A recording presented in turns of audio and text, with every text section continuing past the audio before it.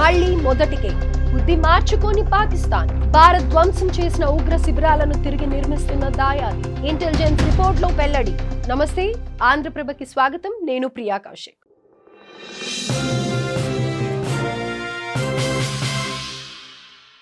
పాకిస్తాన్ వక్రబుద్ధిని మార్చుకునేలా లేదు. భారత్ చేతిలో చావు దెబ్బ తిన్నప్పటికీ ఏమాత్రం బుద్ధి రాలేదు. ఆపరేషన్ సింధూర్లో భాగంగా మనం ధ్వంసం చేసిన ఉగ్రవాద శిబిరాలను తిరిగి నిర్మించే పనిలో పడింది. కుక్కతోక వంకర అన్నట్టుగా మళ్లీ ఉగ్రవాదాన్ని పెంచి పోషించాలని ప్రయత్నాలు మొదలు పెట్టేసింది పాక్.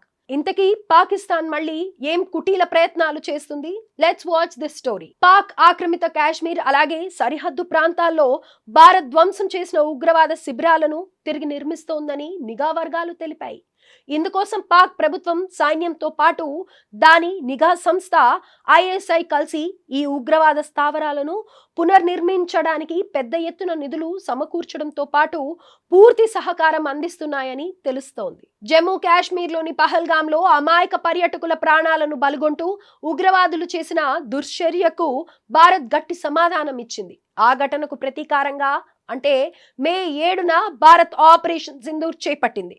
ఇందులో భాగంగా పాక్ మరియు పాక్ ఆక్రమిత కాశ్మీర్లోని జైషే మహమ్మద్, లష్కరే తోయిబా, హిజ్బుల్ ముజాహిద్దీన్ వంటి 3 ఉగ్రవాద సంస్థలకు సంబంధించిన 9 ఉగ్రవాద శిబిరాలను ధ్వంసం చేసింది.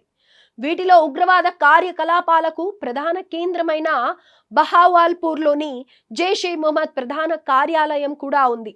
ఆ తర్వాత కూడా తోక జాడిస్తూ పాక్ చేసిన ఓవర్ యాక్షన్ కు మనం రియాక్షన్ ఇచ్చాం. దీంతో బెంబేలెత్తిపోయిన దాయాది యుద్ధాన్ని ఆపాలంటూ భారత్ కాళ్ల దగ్గరకు వచ్చి అడుక్కుంది. ఆపరేషన్ సింధూర్ తర్వాత ప్రపంచ దేశాల ఎదుట భారత్ ను దోషిగా నిలబెట్టాలని తెగ ప్రయత్నాలు చేసింది. కానీ అవేమీ కలిసి రాకపోగా ఆ దేశాల ముందు ఉన్న పరువును కూడా పోగొట్టుకుని నవ్వుల పాలైంది పాక్. ఇక ఇప్పుడు పాకిస్తాన్ ఉగ్రవాద సంస్థలను తిరిగి నిర్మించే పనిలో పడింది.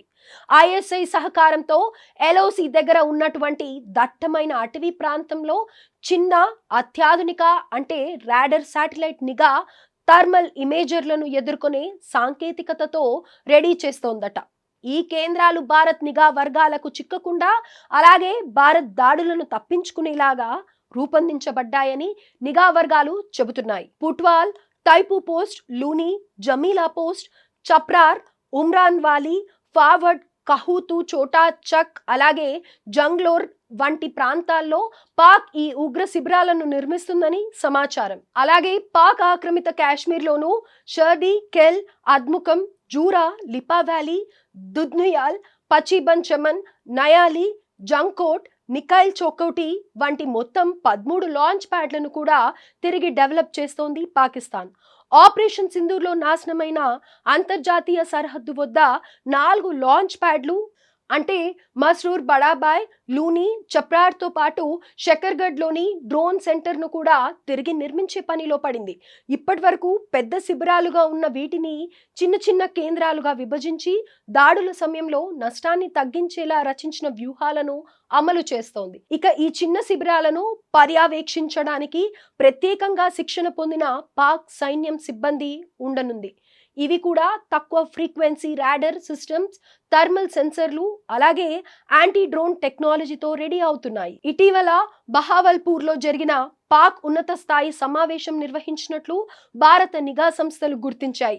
లష్కరే తోయిబా, జైషే మహమ్మద్, హిజ్బుల్ ముజాహిద్దీన్ ఉగ్ర సంస్థలతో పాటు ద రెసిస్టెన్స్ ఫ్రంట్ సీనియర్ కమాండర్లు సహా ఐఎస్ఐ ఈ సమావేశానికి హాజరయ్యారు.